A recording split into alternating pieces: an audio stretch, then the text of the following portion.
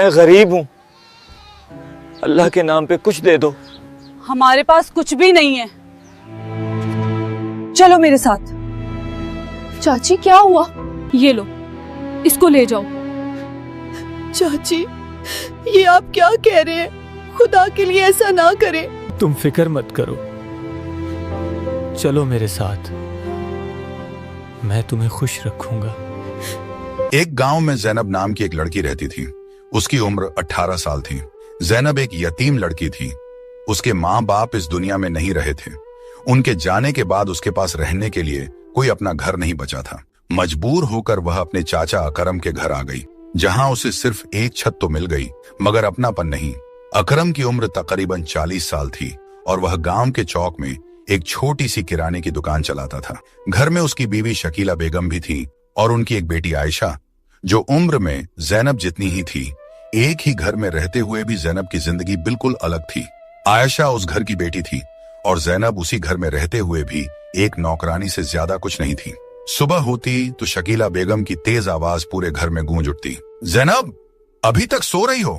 नवाबों की तरह पड़ी रहोगी क्या? उठो और काम करो। जैनब घबराकर फौरन उठ जाती। आंखों में नींद और दिल में खौफ लिए वह चुपचाप दुपट्टा संभालती और काम में लग जाती। सहन में झाड़ू देती, बर्तन मांजती, पानी भरती और एक लम्हे के लिए भी उसके हाथ नहीं रुकते। उधर आयशा आराम से चारपाई पर बैठी मोबाइल में मशगूल रहती, कभी हंसती, कभी वीडियो देखती और बीच बीच में हुक्म चलाती। जैनब, पानी ले आओ, मेरे कपड़े इस्त्री करो, जूते भी साफ करना। जैनब हर बार आहिस्ता से जी कहकर सब कुछ करती जाती। न कोई शिकायत, न कोई जवाब। शकीला बेगम दूर से उसे घूरती रहती और सख्त लहजे में कहती, काम ठीक से करना वरना आज खाना नहीं मिलेगा। ये सुनकर जैनब के हाथ और तेज चलने लगते। भूख पहले ही उसे कमजोर कर रही होती और ऊपर से डर उसके दिल को जकड़े रखता। सारा दिन वह यूं ही काम में लगी रहती।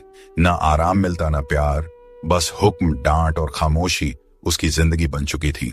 शाम ढल रही थी। जैनब सहन में झुकी हुई काम कर रही थी।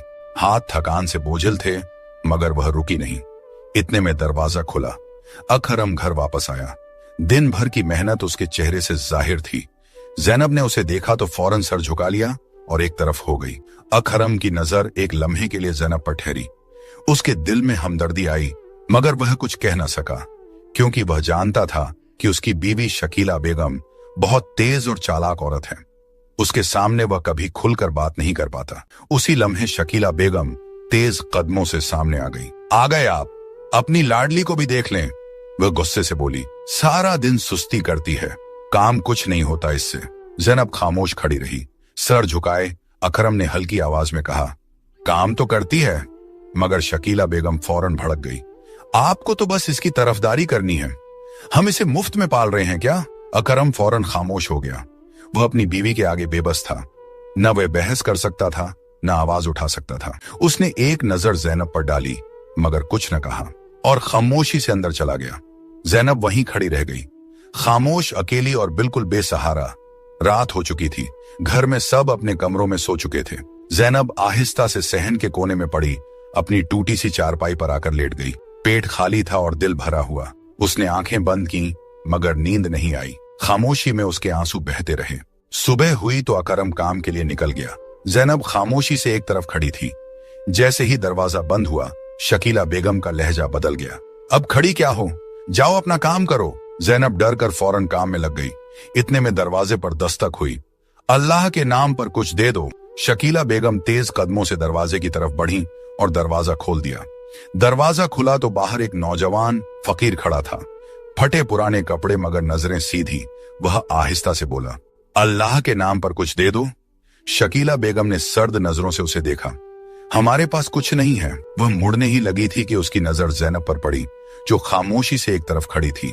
उसी वक्त आयशा भी पास आ गई और हल्की सी मुस्कुराहट के साथ बोली, अम्मी बिल्कुल ठीक कह रही हैं आप। शकीला बेगम के चेहरे पर सख्ती आ गई। वह फकीर की तरफ मुड़ी और बेरहमी से बोली, अगर लेना ही है तो इसे ले जाओ। जैनब जैसे सुनकर साकित रह गई। चाची, ये आप क्या कह रही हैं? उसकी आवाज कांप रही थी। वह रोते हुए आगे बढ़ी, खुदा के लिए मेरे साथ ऐसा ना करें। जैनब की आंखों से आंसू बहने लगे मगर शकीला बेगम ने उसकी एक न सुनी। उसने जैनब का हाथ पकड़ा और जबरदस्ती उसे फकीर के हवाले कर दिया। दरवाजा जोर से बंद हो गया और जैनब रोती हुई एक अजनबी के साथ अकेली रह गई। जैनब दरवाजे के बाहर खड़ी रो रही थी, आंखों से आंसू मुसलसल बह रहे थे। फकीर ने आहिस्ता से उसकी तरफ देखा और नरम लहजे में बोला, आप फिक्र न करें, मैं आपके साथ हूं, घबराने की जरूरत नहीं है। जैनब ने नम आंखों से उसकी तरफ देखा मगर कुछ न बोली। वह आहिस्ता आहिस्ता उसके साथ चलने लगी। गांव पीछे रह गया, रास्ता बदलता गया।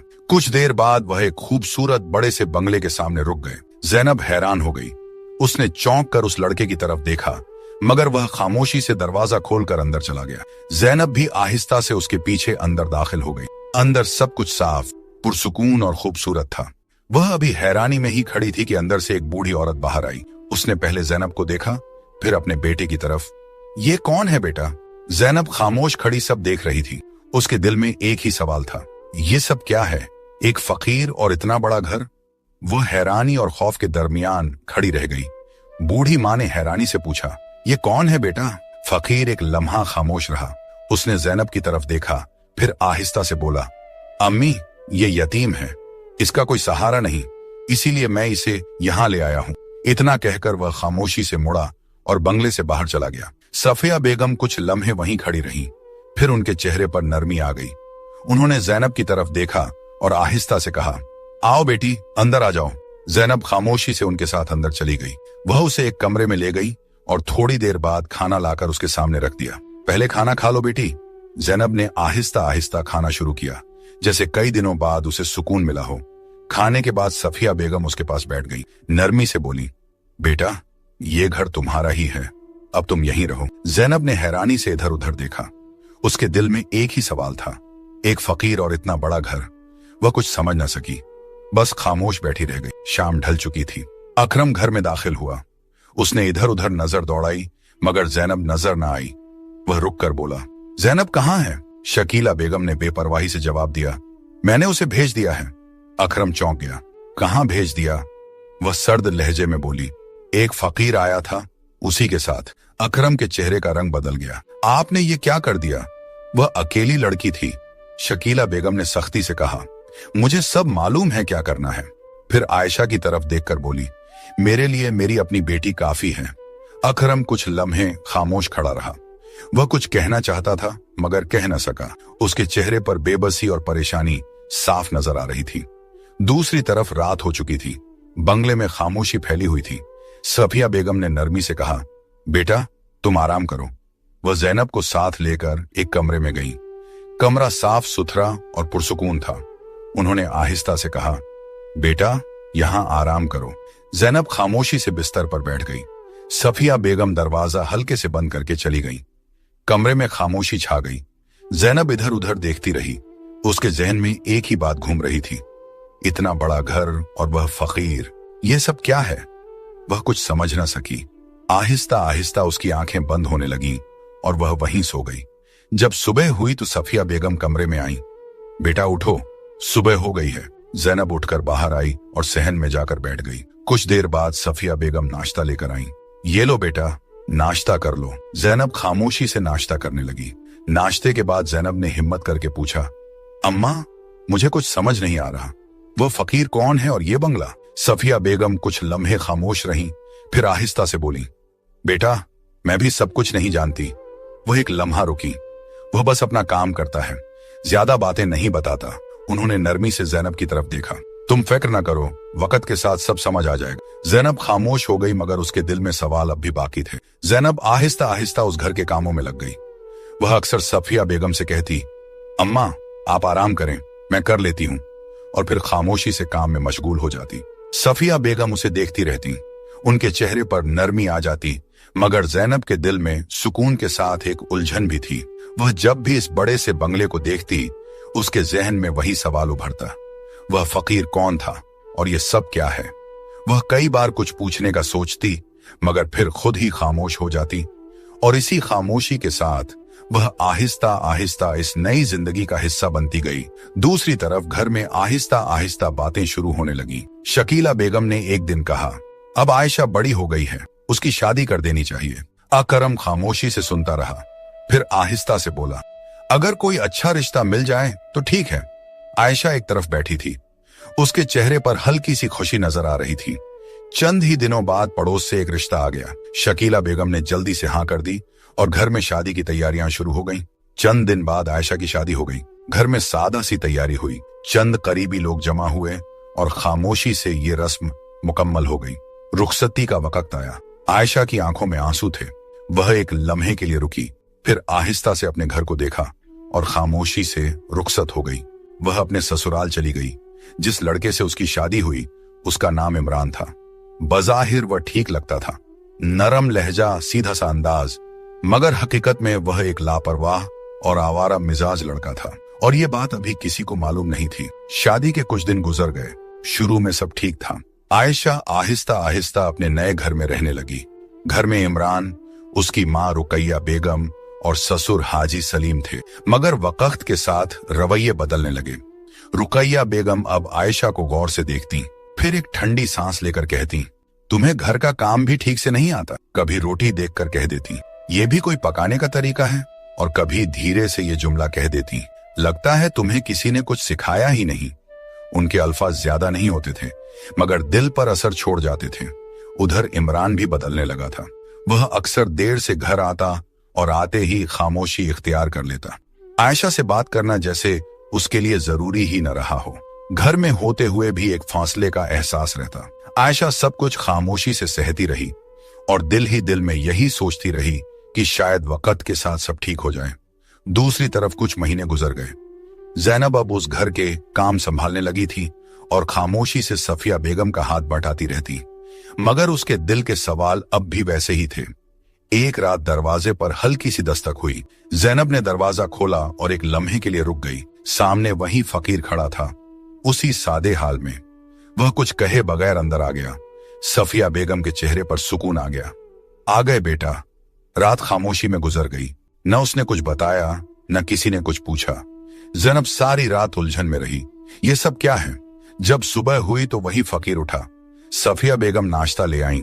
वह खामोशी से नाश्ता करने लगा। फिर उसने अपनी मां की तरफ देखा और आहिस्ता से कहा, अच्छा अम्मा, मैं चलता हूं, और बिना कुछ कहे वहां से चला गया। ज़ैनब दरवाजे पर खड़ी उसे जाता देखती रही। उसके दिल के सवाल अब और भी बढ़ गए थे कि आखिरकार ये फकीर कौन है। ज़ैनब आहिस्ता आहिस्ता अंदर आई। उसके चेहरे पर उलझन साफ नजर आ रही थी। वह सफिया बेगम के पास आकर रुक गई और हिचकिचाते हुए बोली, अम्मा, ये कौन है? सफिया बेगम ने एक लम्हा उसे देखा, फिर नरमी से बोली, बेटा, हर बात का एक वक्त होता है। वह थोड़ी देर रुकी। जब वक्त आएगा तुम्हें सब खुद समझ आ जाएगा। अभी परेशान होने की जरूरत नहीं है। ज़ैनब खामोश हो गई, मगर उसके दिल को तसल्ली न मिली। वह कुछ समझ न सकी। ये सब क्या है? वह फकीर कौन है? ये सवाल उसके दिल में वैसे ही रह गए। दूसरी तरफ वक्त के साथ आयशा के लिए हालात बदलने लगे। रुकैया बेगम का रवैया सख्त हो गया और इमरान भी बात बात पर नाराज रहने लगा। घर का माहौल बोझिल हो गया था। आयशा खामोशी से सब सहती रही। एक दिन खाने में नमक कुछ ज्यादा हो गया। बात छोटी सी थी, मगर वहीं खत्म न हुई। रुकैया बेगम ने सख्त लहजे में आयशा को टोक दिया। आयशा घबरा गई। वह आहिस्ता से कुछ कहने लगी, मगर बात बढ़ती चली गई। उसी दौरान इमरान घर आ गया। उसने आते ही बात सुनी और बिना कुछ समझे आयशा पर गुस्सा हो गया। आयशा अपनी सफाई देना चाहती थी, मगर उसने एक न सुनी। गुस्सा उसके काबू में न रहा और उसी गुस्से में उसने आयशा को तलाक दे दी। एक लम्हे में सब कुछ खत्म हो गया। आयशा साखित खड़ी रह गई। आंखों में आंसू थे, मगर अब कुछ बाकी नहीं था। इमरान ने धक्का देकर आयशा को घर से बाहर निकाल दिया। दरवाजा उसके पीछे बंद हो गया। आयशा कुछ लम्हे वहीं खड़ी रह गई। आंखों से आंसू बह रहे थे, मगर अब उसके पास वापस जाने का कोई रास्ता नहीं था। वह आहिस्ता आहिस्ता अपने घर की तरफ चल पड़ी। कुछ देर बाद वह अपने घर पहुंच गई। दरवाजा खुला। शकीला बेगम की नजर उस पर पड़ी तो वह घबरा गई। क्या हुआ? आयशा की आवाज भर आई। अम्मी, मुझे तलाक हो गई।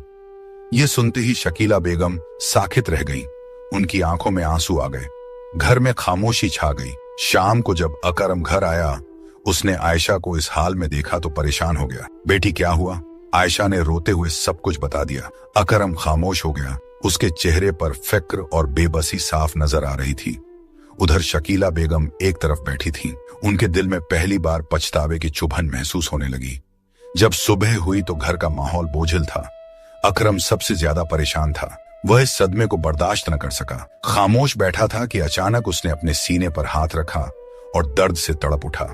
आयशा और शकीला बेगम घबराकर उसकी तरफ भागी, मगर वह कुछ न बोल सका। चंद ही लम्हों में वह इस दुनिया से चला गया। आयशा और शकीला बेगम उसे पकड़कर रोती रह गईं। घर में कोहराम मच गया। शोर सुनते ही गांव वाले अकरम के घर में जमा होने लगे। देखते ही देखते घर लोगों से भर गया। हर तरफ खामोशी और अफसोस की फजा थी। लोग आहिस्ता आहिस्ता उसके पास आते और दुआओं में लग जाते।